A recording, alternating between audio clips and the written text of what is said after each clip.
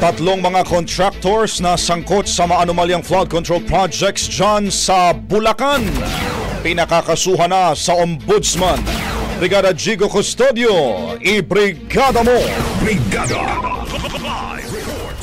Pinakakasuhan sa Ombudsman ng Department of Public Works and Highways at Commission on Audit ang ilang contractors sa sangkot sa umano'y maanumalyang flood control project sa Bulacan.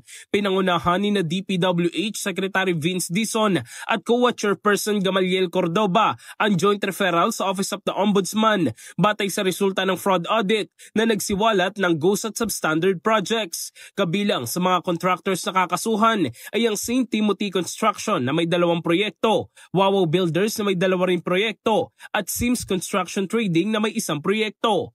Ayon kay Dizon, umpisa pa lamang ito ng gagawing pagsasaayos sa ahensya at sinisiguro niya na bawat sangkot ay mananagot at makukulong. Sasampahan na rin ng kaso ang mga mapapatunayang tiwali sa loob mismo ng DPWH. Bagamat naniniwala si Dizon na karamihan sa mga kawani ng DPWH ay matitino at masisipag, ngunit kinakailangan daw na alisin ang mga masasamang tao upang tuluyang makabangon ang institusyon.